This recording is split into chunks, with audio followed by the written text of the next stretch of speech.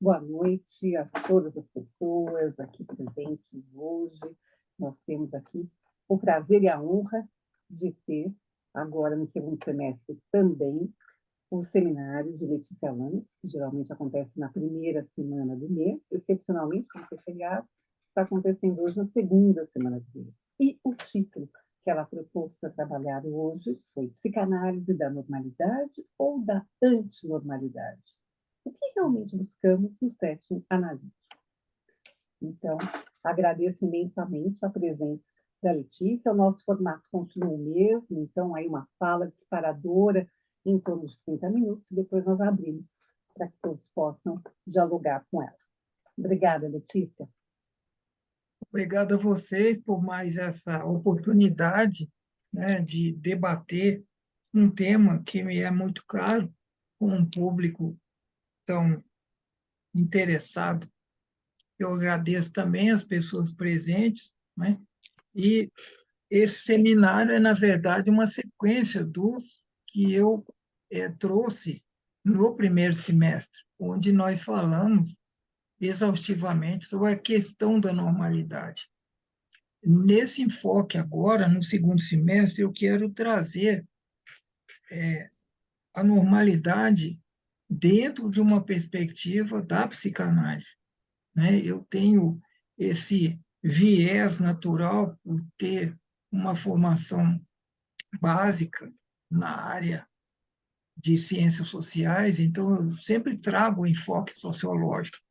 Então, esses seminários do segundo semestre, eu pensei em a gente abordar mesmo a questão do ponto de vista da psicanálise, mas sem perder a visão da sociologia, a visão da antropologia, a visão da ciência política, que eu acho super importante o que a gente faz.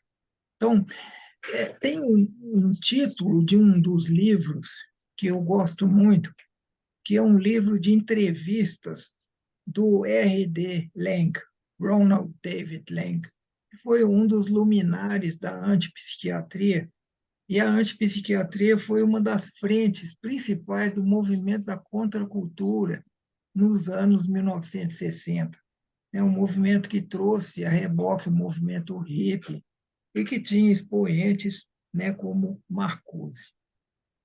O livro se chamava Louco é Ser Normal. Foi um livro de entrevistas conduzidas pelo Bob Muller. Loucura é ser normal. A normalidade é, de fato, o monopólio da violência, como nos ensinou Freud. Uma vez que a sociedade sujeita cada indivíduo ao cumprimento de normas de conduta, que são absolutamente arbitrárias, e faz isso como forma de livrar o grupo inteiro das violências, né? Das violências que cada indivíduo poderia cometer por conta própria. Então, nós substituímos a possibilidade de violências individuais pelo monopólio da violência, que é o Estado. E o Estado nos diz o que é normalidade. Não é somente na sociedade contemporânea que a vida é estressante, né? Nós costumamos olhar para a vida hoje em dia e dizer que ela é alienante, debilitante, desumanizadora.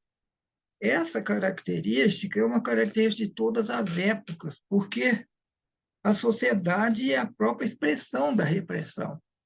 E a civilização nada mais é do que a repressão da libido, né? A repressão de todo essa pulsão de vida que existe em cada ser humano.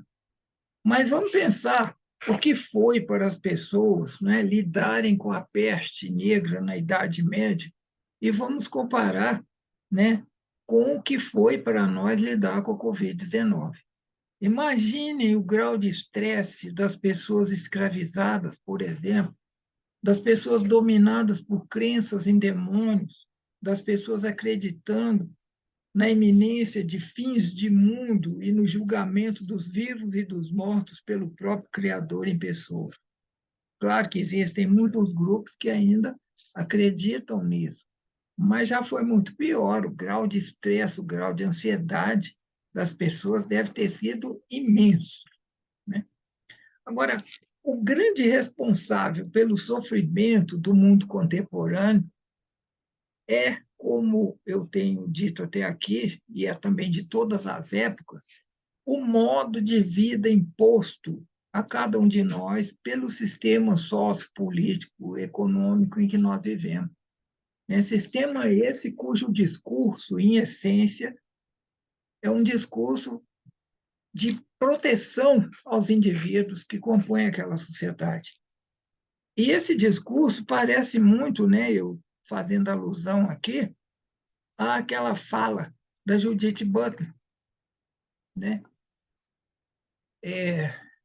de que a normalidade, a normalidade é uma paródia que não tem um original, porque ela só existe na medida que ela é imposta, e imposta violentamente pela sociedade, aos indivíduos, e é de tanto repetir os discursos da normalidade que as pessoas fazem com que ela exista, né? O conceito de grande outro do Lacan, né, embora ele seja um conceito bastante evasivo, ele nos leva inevitavelmente a pensar em coisas como Deus, lei, cultura, sociedade e, naturalmente, em normalidade. O grande outro, para mim, seria essa normalidade, né? Que seria esse princípio regulador das nossas ações, né, enquanto participantes de uma sociedade. E sociedade como sendo essa configuração múltipla na qual nós nascemos e que, consequentemente, nos antecede e é sempre exterior a qualquer uma de nós. Normalidade, eu diria, é o produto máximo da ditadura da linguagem, da imposição castradora do discurso de normalização, cujos efeitos são extremamente vastos, profundos e muito poderosos na vida de todos nós. A normalidade é a referência mais onipotente, onipresente e insistente na vida de cada um de nós. Um instrumento permanente de violência, opressão e autoopressão que cada um de nós e que todos os indivíduos vivemos. A psicanálise trabalha o tempo todo tendo a normalidade como pano de fundo. Essa normalidade que é a verdadeira e a única matriz da anormalidade, da não normalidade. Então, no momento em que se define a normalidade, se define, por consequência, a anormalidade, né? E aquele conflito radical descrito por Freud entre os instintos e a cultura, né, que é o ponto de partida em um tema sempre presente na obra de Freud, abrangendo desde os seus primeiros escritos, lá por 1890, até os escritos da última década de vida, né, onde ele trabalhou mais esse aspecto social. Todos esses escritos vão abordar isso que eu estou falando, de tal maneira que a psicanálise tem a normalidade como pano de fundo de tudo que a gente faz.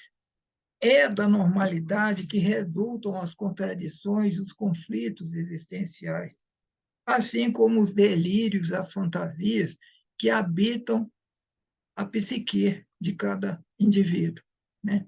Os relatos trazidos por analisando-os, sempre aparecerão totalmente imbricados e entrelaçados com a normalidade, né, com as normas de conduta estabelecidas pela sociedade vigente numa dada época e lugar. Então, seja por adesão e seguimento incondicional, seja por dissidência, desvio e confrontação, é a partir da normalidade que nós organizamos, desenvolvemos e administramos a nossa vida nesse mundo. São os discursos normativos que ouvimos e vemos desde o útero das nossas mamães que transmitem moldam e sustentam todos os comportamentos, desempenhos, atitudes e ações que desenvolvemos ao longo de nossas vidas. Uma parte das pessoas vê a normalidade como confortável, ainda que a percebam como restritiva. Outra parte vê a normalidade como incomodamente castradora. Mas, de uma forma ou de outra, o fato é que todas as pessoas estão querendo continuamente serem e parecerem normais, assim como perseguirem objetivos existenciais que estão propostos e consolidados pela normalidade vigente, né? Como, por exemplo, ser homem, ser mulher, estudar, formar, trabalhar, casar, ter filhos, ser feliz, etc, etc, etc. Para qualquer pessoa, é então um verdadeiro trauma ser vista ou mesmo imaginar-se como sendo não normal, ou seja, anormal, desviada ou fora da norma.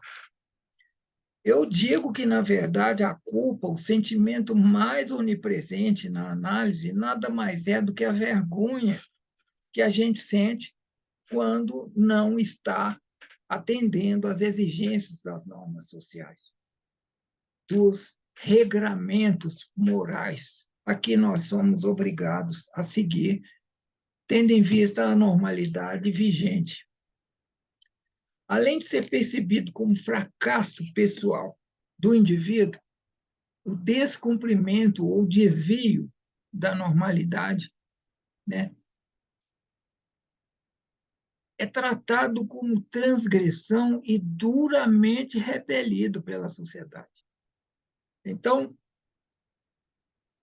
uma vez que o indivíduo faça a sua adesão à normalidade vigente, tudo bem para ele.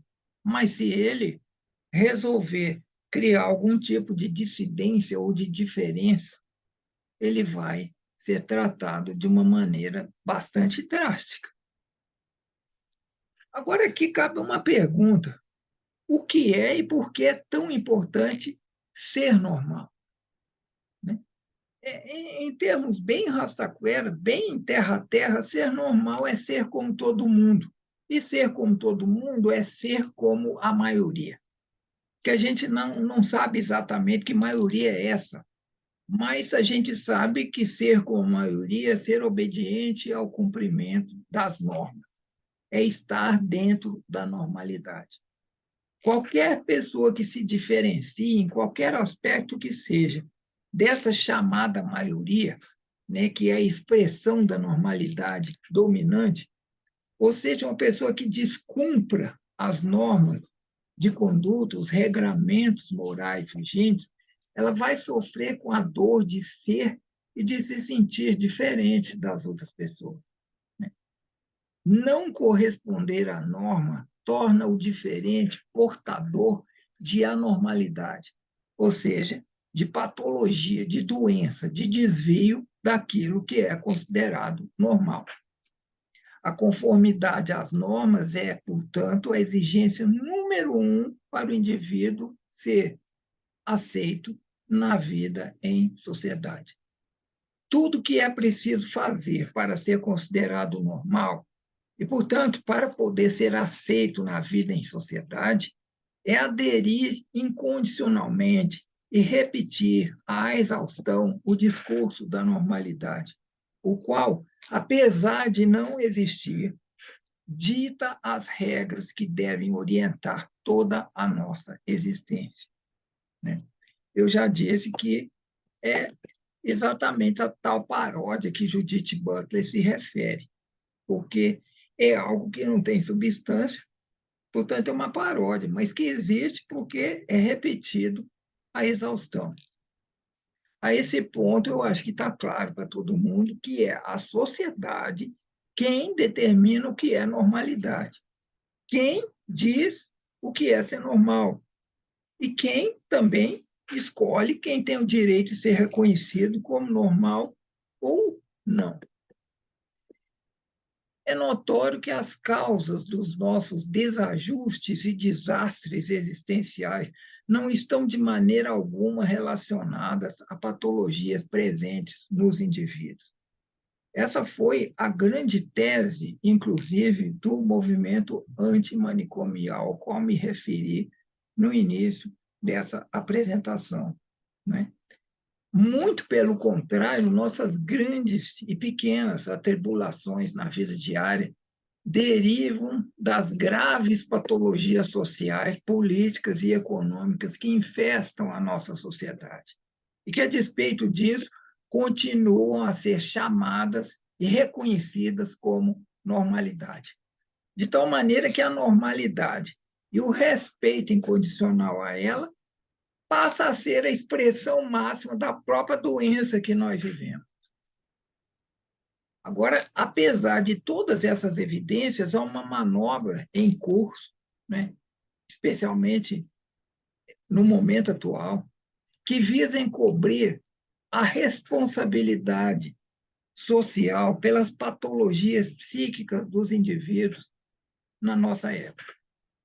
A estratégia consiste em ofuscar a patologia da normalidade, levando as pessoas a admitirem, né, que as causas malignas, as causas estruturais das suas dores são, na verdade, coisas gratificantes. A linguagem corporativa, por exemplo, né, ela há muito tempo incorporou termos como liberdade, eficiência, né, com termos como flexível, ágil, responsivo, transparente, orientado para o consumidor, consciente dos custos e, ultimamente, essa ideia de sustentabilidade. Não se faz qualquer menção à exploração do meio ambiente, à exploração das pessoas, as hierarquias terríveis, a alienação dos trabalhadores, ao consumismo, à competição generalizada, à uberização do trabalho, né? E só muito raramente esses fatos são citados como anomalias isoladas do sistema. Acontece que não são anomalias, elas representam a própria origem da doença que as pessoas estão passando hoje em dia.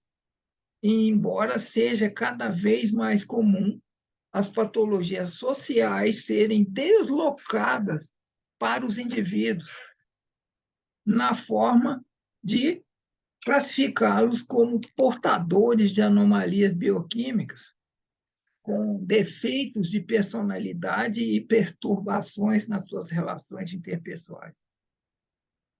Como é o caso, por exemplo, do diagnóstico cada vez mais frequente de TDAH, não só entre crianças, mas entre adultos, né? Então, diagnósticos relacionados a coisas como síndrome do pânico, diagnósticos relacionados, né, a depressão, a ansiedade, né? Agora, as flagrantes, né, as terríveis causas sociopolíticas, né, sociopolíticas, econômicas, provocadas por sistemas que são baseados na exploração desenfreada dos recursos, na mercantilização de tudo e no lucro pelo lucro, que deve ser obtido a qualquer preço, essas são completamente escamoteadas.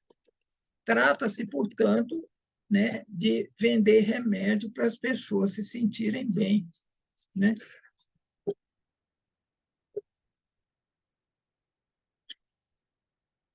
O que acontece é que o número de indivíduos que estão doentes e que, portanto, requerem tratamento, né, e que, portanto, vão gerar lucro para os laboratórios, esse número de indivíduos é cada vez maior, cada vez mais desesperador. Problema de saúde pública no mundo inteiro, hoje em dia, não é? A saúde mental, ela hoje já ultrapassa, né, os casos de saúde mental, já ultrapassa em volume e importância os casos, por exemplo, relacionados a câncer. Sem contar que muitos dos cânceres são, sim, na compreensão dos cientistas, dos pesquisadores na área, derivados de transtornos psíquicos, somatização. Como normalidade é um conceito sujeito ao movimento da história e aos desígnios da cultura, então nós devemos reconhecer que normalidade está em constante movimento, em constante mutação. Considerem assim o que é hoje considerado normalidade nessa época de Elon Musk, né, de Trumps, de redes sociais, de empreendedorismo baseados em falsas meritocracias e de riqueza monetária exagerada para muito poucos. Essa cultura construída a partir de fake news, de culto à personalidade, individualismo corrosivo, de celebridades instantâneas, de ignorância elevada à condição de liberdade de expressão e de questionamento das regras de convívio democrático. Confesso que, para mim, é assustador, para dizer o de menos, lidar com uma normalidade constituída não apenas por esses valores tão obtusos, dúbios e corruptos, mas por valores que vão contra o desenvolvimento daquilo que nós, na psicanálise, buscamos como centro da nossa atividade, que é o resgate e a manutenção de uma ética pessoal, de um ego autossustentável. Agora, as pessoas que estão buscando terapia, que vão para análise, né, elas vão para poder tentar lidar com essas confusões, né, para tentar lidar com todas essas contradições do mundo em que nós estamos vivendo, né? Confusões ligadas à identidade, pertencimento, a consumo, autopromoção, sucesso, poder, a dor que observamos, né? A perda, a angústia, as autoinvenções, a vergonha da saudade, da vulnerabilidade, a falta de vergonha de se vender, de não saber como se importar com o outro. Então, isso constitui um emaranhado de desespero, o desespero da normalidade contemporânea. As pessoas que eu atendo, eu vejo como elas sentem profundamente a dor da falta, seja ela aguda ou difusa. De forma muito clara, ou às vezes de modo sutil, meus analisandos me dizem que só querem uma coisa: eles querem ser e se sentir normais. Em outras palavras, eles querem ser incluídos e reconhecidos por uma sociedade que lhes diz permanentemente que eles estão em falta, que eles não podem pertencer a ela se eles não forem adequados e suficientes. Se eles não tiverem coisas como sucesso, beleza, dinheiro, fama, poder. E você deve ter um emprego estável, um posto de trabalho proeminente, bem remunerado, ter casa própria, automóvel, aplicações bancárias, fazer sexo da maneira normal, que é pênis na vagina, né? Pelo menos 3 vezes por semana, eu não sei de onde sai esse número mágico, além de expressar o seu gênero dentro do binário homem e mulher, que é a forma amplamente aceita e reconhecida. Esses discursos coercitivos chegam até nós a todo momento, por todos os canais disponíveis, de todas as formas imagináveis. E o sistema é a única pessoa que está lucrando com esse sentimento interminável de falta, culpa e carência. Em resumo, eles buscam a análise porque o mundo não está funcionando para eles. E, na esmagadora maioria das vezes, eles acreditam que isso é por culpa deles mesmos. Descrevem-se como inseguros, como carentes, como isolados, viciados em curtidas, em produzir mudanças corporais, e apesar de todos os seus esforços, porque eu vejo que é uma gente que trabalha duro, eles sentem-se não chegando a lugar nenhum e vivendo uma vida vazia e sem significado. Eles estão sofrendo com depressão e ansiedade. E muitos já vêm para nós medicados. Eles são o que eu chamaria de a nova normalidade. Como terapeutas, devemos sempre explorar o múltiplo, né? O contraditório, as vivências e as experiências, os desejos, os sintomas, as ações, o material consciente e, sobretudo, as produções do inconsciente, as experiências, né, e vivências que nos são trazidas pelas pessoas que nos convidam a trabalhar com elas. Mas, em vez desse trabalho de clarear, de ampliar a consciência crítica dos analisandos, eu sei que muitos psicanalistas apoiam a tentativa, muitas vezes desesperada, de eles se ajustarem e se conformarem aos regramentos morais da sociedade, né? De estarem ajustados ao elenco de normas de conduta a serem seguidas e, consequentemente, aos desejos que são socialmente aceitos, repudiando totalmente a dissidência e a antinormalidade. Eu me atrevo a dizer que esses profissionais podem estar buscando eles mesmos uma sensação de alívio em relação à vergonha e à culpa que sentem, né, dos seus próprios desejos socialmente inaceitáveis, ou seja, dos seus próprios desvios e dissidências da normalidade institucionalizada. Assim, em lugar de ajudar os analisandos a colocar em xeque o modelo de opressão a que estão submetidos, muitos psicanalistas podem estar estimulando e até mesmo forçando o ajustamento dos analisandos ao que determina a norma, mesmo estando claro para eles a total ineficácia e inadequação disso nos nossos tempos atuais. Nós devemos nos manter firmes e vigilantes para evitar a fácil tentação de nos tornar árbitros morais dos nossos analisandos, de gastar nossa energia não para assegurar a construção do indivíduo, mas para garantir o predomínio da normalidade, né? Agora, para isso, nós vamos ter que abandonar nossos preconceitos e explorar novas possibilidades existenciais em nós mesmos. Como diz o Evangelho, quando um cego guia outro cego, vão ambos para o buraco. Como muitos, eu costumava colocar também muita energia para ser uma pessoa normal. Eu poderia agir de acordo com o que realmente sentia e parecer bem para quem precisasse que eu fosse assim.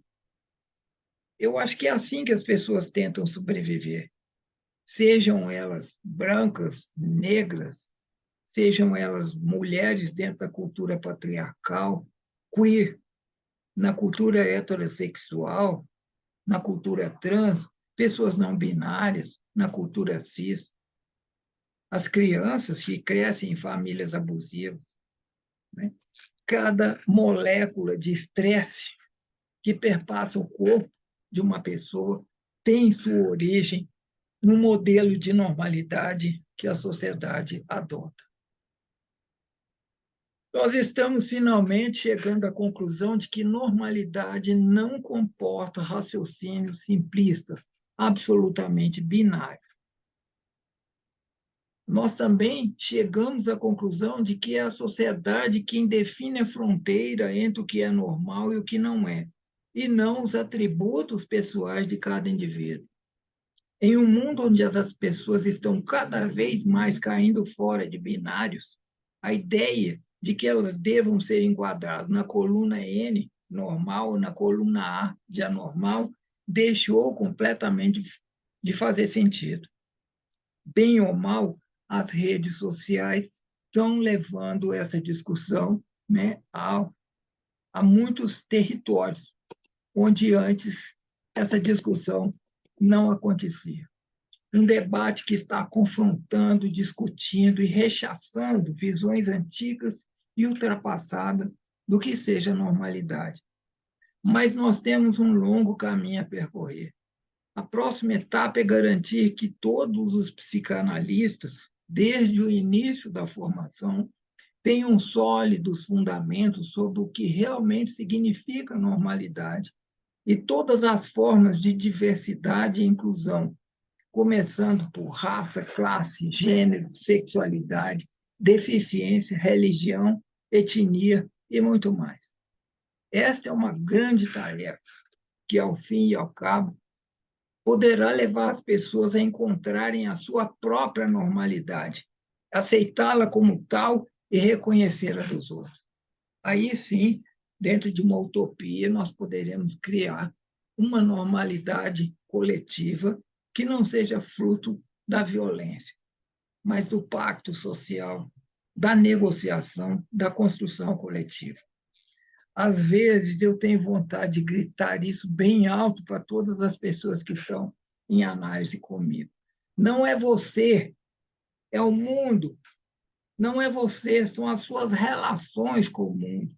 Não é o que você faz que faz você sofrer, é o que o mundo faz você fazer e você pensa que faz por livre e espontânea vontade.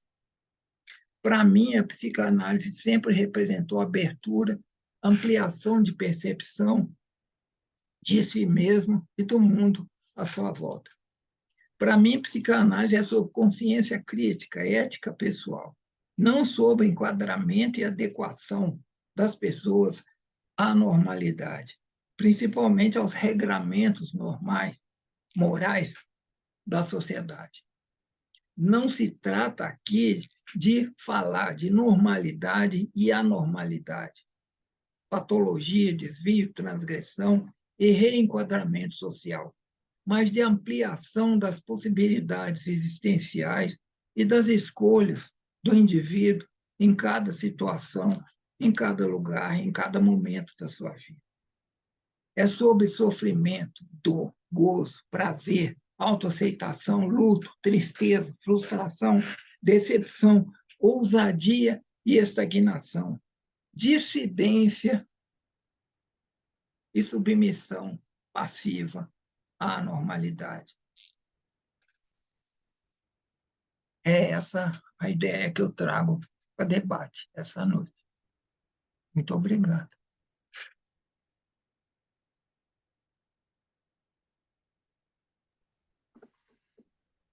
Obrigada, Letícia. Uma fala sempre instigante. Agora a gente está aberto aí para quem quiser falar ou escrever, basta abrir o microfone para a gente poder dialogar.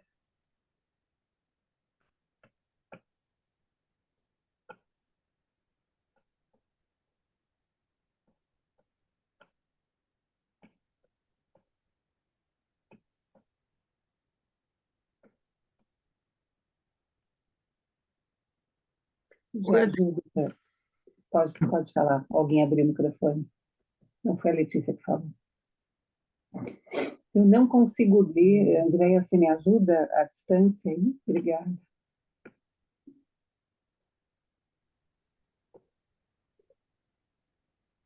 A Gláucia está agradecendo, né, as colocações, sempre de uma relevância ímpar. Mas fica à vontade, Gláucia, se você quiser abrir o microfone. Não, é só reflexão mesmo, porque ela abre um monte de reflexões para a gente, né? Então, acho que a gente fica tão introspectivo com sua palestra, Letícia, de uma força muito grande e que é tão profunda, né, que a gente realmente não tem muito o que questionar, a gente tem que pensar e refletir mesmo. Só a gratidão mesmo por essas colocações, que no dia a dia a gente vai ter que estar lutando, implantando, brigando por elas, né, tentando trazer isso à luz para as pessoas. É isso, praticamente. Obrigado, Cláudio.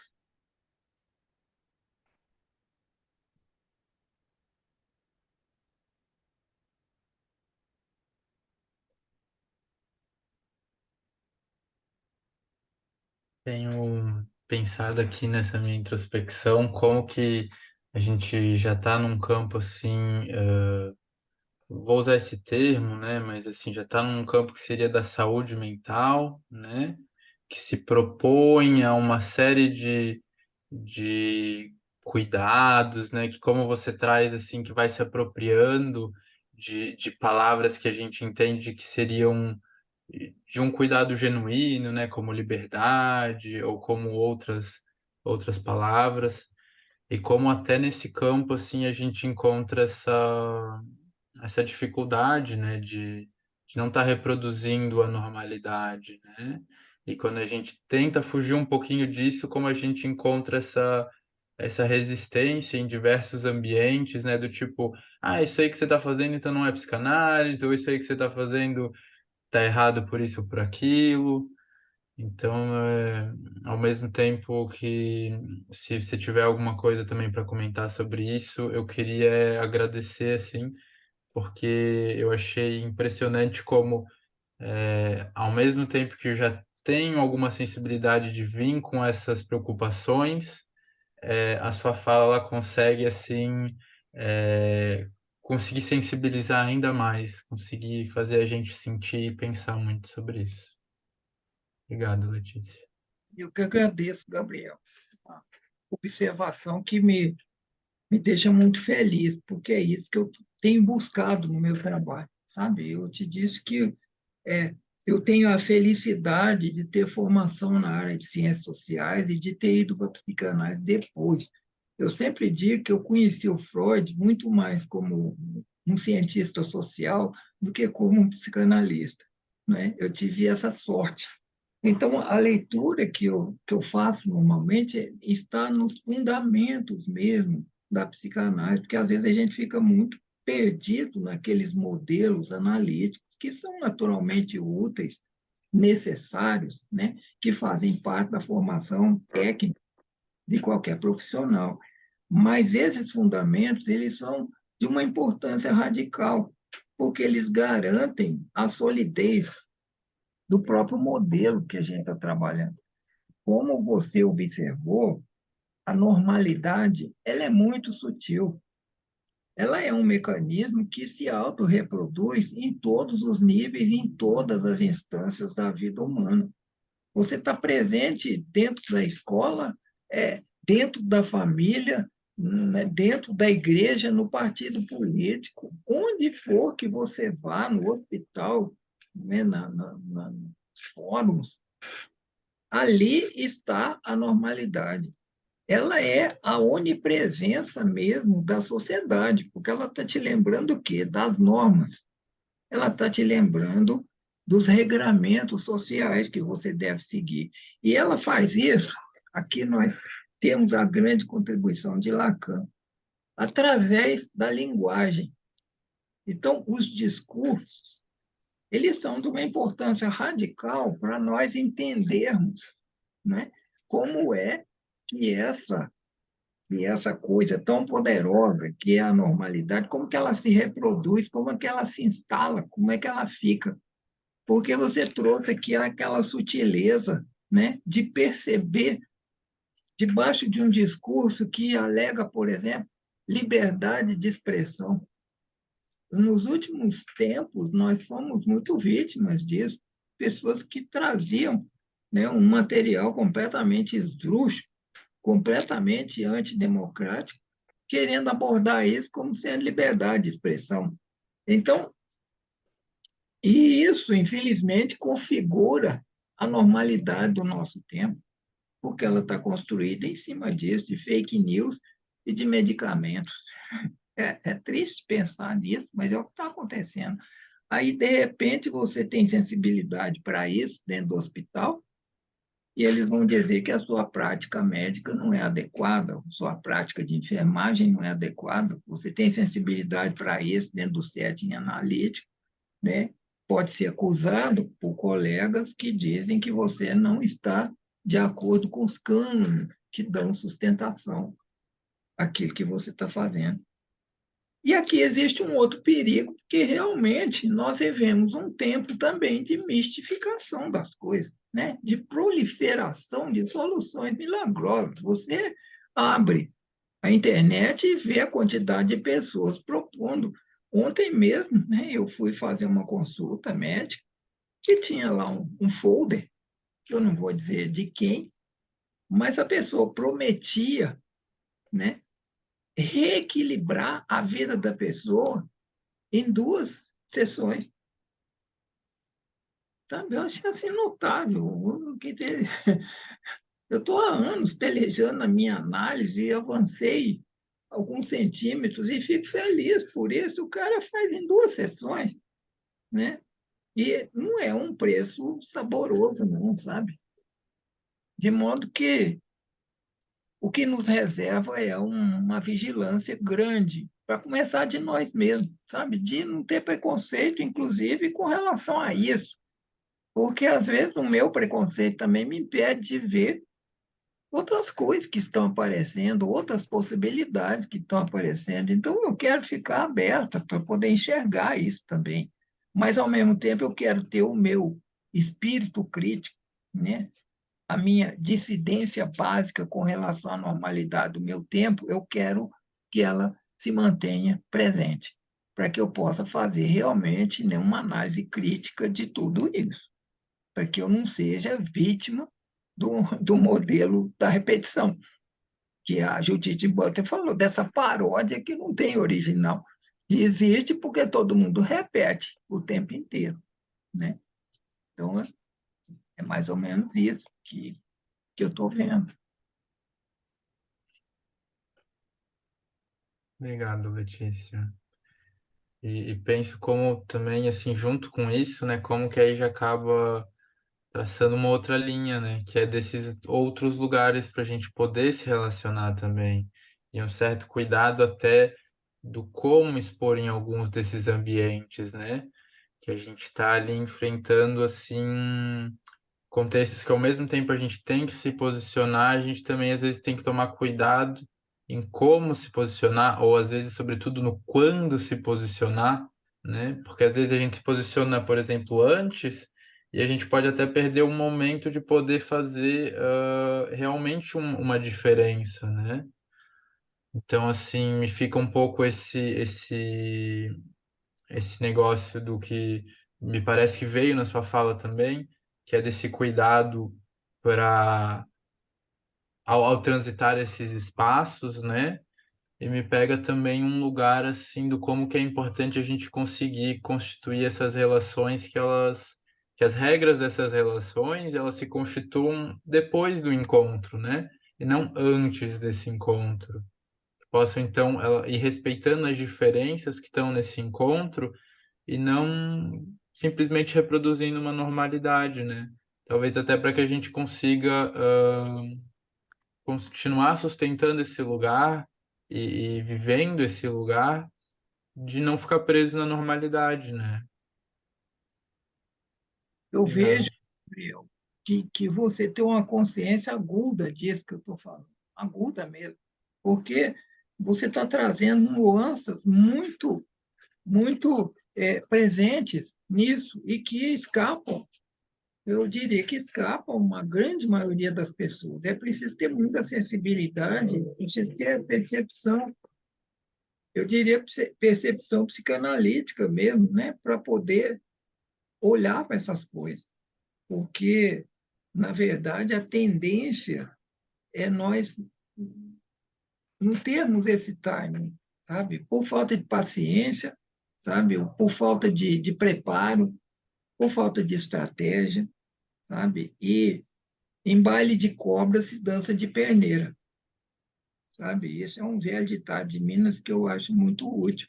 Revolucionário não é o que morre pela causa, não, é o que fica vivo por ela, porque morrer pela causa acabou, né? Então, é necessário, sim, essa prudência. Uma recomendação de Jesus Cristo aos discípulos, que ele dizia assim: sejais simples como as pombas e prudentes como as serpentes. Eu fico imaginando um bicho que assimilasse as características desses dois animais, né? Porque as pombas, elas são sonsa mesmo, né? Ah, vai ali, bica daqui, não está nem aí para coisa nenhuma. É de uma simplicidade que chega a incomodar e incomoda. A cobra não, né? ela fica ali quieta. Ela não sai bicando doida que nem as pombas, não. Mas ela dá o bote. Então, você imagina um animal que fosse simples como as pombas e prudente como a serpente. Ai, bicando. Quantidade, sabe? E eu acho que no mundo de hoje, essa ação ela é muito necessária, porque tudo nos convida ao binário, à radicalização. Embora a proposta seja superar esses binários, nós continuamos a viver em binário, né? Então, as abordagens, você não é isso, você é aquilo. No campo identitário, então, tornou-se uma loucura, né? A Judith Butler já tinha denunciado movimentos de representação das mulheres que escrevem, né, uma lista de coisas para fazer sem as quais a pessoa não pode entrar no movimento. Ou seja, então elas resolvem desenvolver as pessoas que elas vão representar. Então, eu me pergunto até que ponto, dentro da psicanálise, a gente não está fazendo a mesma coisa, desenvolvendo o paciente que a gente acha que tem que ter, né? E isso é muito possível, porque por trás disso também existe uma relação financeira. Eu acho que o aspecto mais duro da normalidade é essa prevalência, essa proeminência total do dado financeiro, da grana, sabe? E, e aí é difícil, porque a economia do cuidado ela não combina com a economia do mercado. Cuidado e mercado são dois opostos. Inclusive, o mercado é tão voraz que ele chega a apropriar-se do cuidado para vender cuidado. E hoje, se você é uma criança, né, um adolescente, um velho, e precisa de cuidado, e tiver dinheiro, você paga por isso. Se não tiver, você morre amigo. Quer dizer, até o cuidado, né, que é aquilo que dentro da economia a gente nem nunca mediu, e sem o que a gente não vive, até isso a normalidade se apropriou. Então, eu pergunto, o que fazer diante disso? O de desesperar jamais, como diz o Ivan Lins, né? Aprendemos muito nesse tempo, mas eu penso que é necessário, sim, sabe, uma estratégia de onde agir, porque a crítica não deve ser feita ao método, mas aos fundamentos, sabe? Recentemente, aquela cientista, né, que eu não quero citar o nome dela, que escreveu aquele livro lá, Que Besteira, né, metendo o pau, entre outras coisas, na psicanálise, que ela demonstrou não ter a menor noção do que é, né? Não ter nem ideia do que é possível com a psicanálise. Mas é nisso que nós estamos lidando, porque a indústria farmacêutica, ela infelizmente tem um lobby fortíssimo para dizer que tudo que nós fazemos é conversa fiada, né? Que resgatar a consciência crítica. O que é isso? Eu sei que existem ligações entre os neurônios e que, se eu aplicar determinado princípio químico, isso vai acelerar ou vai desacelerar. É verdade. Mas, uma vez passado o efeito, volta a dor. E nós queremos eliminar a dor. Agora, para eliminar a dor, tem que eliminar a fonte da dor. E a fonte da dor é o modelo de normalidade que está aí. Porque eu olho para esse modelo e falo assim: eu não sou bonita igual eles estão me pedindo. Eu não sou jovem como estou sendo exigida. Eu não consigo amar meus pais como a propaganda do Dia dos Pais e das Mães mostra. Eu acho que aquilo, inclusive, é um dos maiores embustes que tem. Eu fico me perguntando no Dia das Mães onde é que eles arrumaram aquela mãe. Eu, pessoalmente, tive, né? Mas aquilo é sutil, é penetrante, é presente, é onipresente. Como é que eu vou falar uma coisa dessa? Vamos falar aquela velha doida, né, que está cumprindo hora extra nesse planeta já, porque é fácil combater a pessoa, né? Qualquer dosezinha de transfobia, de datismo, me põe para escanteio. Mas é preciso, sim, a visão ali da simplicidade e da prudência. né, de uma estratégia que permita continuar, pelo menos trazendo a reflexão, pensando sobre ela, vendo o que a gente pode fazer, porque o buraco é muito mais embaixo, né?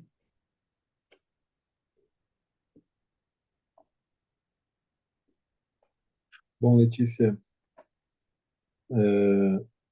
você vem sempre contribuindo e acrescentando bastante nessa direção, né, de trazer a reflexão, de fazer todo mundo refletir. Você traz hoje uma proposta importante, que é repensar a questão da normalidade, né? E também nos alerta para tomar cuidado, para não criarmos novas normalidades que são ainda mais opressoras, né? Que geram ainda mais violência e sofrimento nas pessoas, né? Acho que isso é uma dificuldade muito grande, né? Sair da normalidade, produzir uma outra normalidade, não é uma solução, né? Isso que você está dizendo, né, que é importante pensar essa tirania da normalidade, né? O quanto a normalidade produz um efeito tirânico sobre as pessoas. E o que, como consequência, sofrimento, adoecimento e morte, né, prematura. Morte, todo mundo morre, mas essa morte antecipada. Então, acho que você contribui enormemente, vem contribuindo já há muito tempo e continua contribuindo com reflexões que nos ajudam a pensar, a trabalhar e a fazer uma psicanálise que não se alinhe a isso que se espera, muitas vezes, do analista, que é o ajustamento adaptativo à normalidade, né? Mesmo que isso seja solicitado pelo outro, né? Mesmo que seja solicitado por aquele que nos busca. Então, uma excelente reflexão. Acho que a gente vamos aguardar ansiosamente Próximo. o próximo, infelizmente o último desse ano, né? Na primeira semana de dezembro, para que a gente possa continuar essa conversa. Agradeço muito novamente ter você de volta aqui, né, depois desse intervalo, merecido, né, mas que a gente possa continuar dialogando. Eu, da minha parte, Sérgio, você sabe que eu tenho muito orgulho de ser convidada por vocês do Instituto Langage, que eu reputo uma instituição de muito respeito, de um trabalho amplo, né, na área da psicanálise no Brasil. Então, para mim, é um motivo de muito orgulho poder participar desse fórum, trazer uma contribuição que possa levar as pessoas a refletirem. E você citou uma coisa maravilhosa aí, que eu gostaria de repetir nesse final. Não se trata de criar uma outra normalidade, né? Isso é muito importante a gente lembrar, que não é substituir uma por outra, como na Revolução dos Bichos, né, que você tira um sistema e põe outro. Não, é o desenvolvimento da pessoa mesmo. Talvez fazendo aquelas 3 tarefas impossíveis do Freud. Uma loucura para nós, porque administrar, não é, ensinar, educar e psicanalizar. E assim mesmo a gente se candidata. Viva a loucura. Pelo menos não estamos na normalidade, né? Muito obrigado. Nós que Nós que agradecemos. agradecemos. Muito obrigada, Letícia. Obrigada a todas as pessoas que passaram por aqui. E depois esse seminário ele fica disponível no nosso canal do YouTube. Nos vemos Beleza. na próxima quinta-feira. Obrigada, Letícia. Boa noite a todos. Boa noite a Tchau, todos. Letícia.